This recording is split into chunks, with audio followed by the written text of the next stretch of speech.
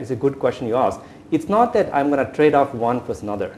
I still want the cheap $1 song, and yet I want it from a reputable brand. Absolutely. So reconciling both is important. So you can't just say I have a great brand, therefore I can charge a premium to people. That's not going to work either. Precisely, because consumers are so discerning in they want value for money, and yet they are price conscious. Absolutely. That's the only way in which Steve Jobs is not a true Jugaadu, is the price point.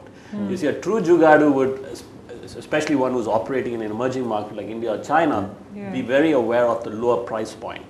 Now that's the only way in which Steve Jobs is not, because he's charging a serious premium.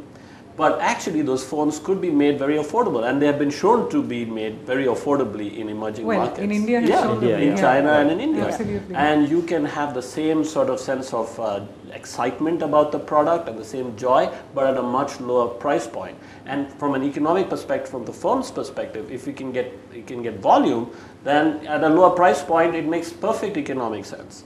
So I think that's the way. That's the one area in which emerging markets are showing the way to the West. In a sense, the old Western notion was that brand and aspiration is also correlated with high price.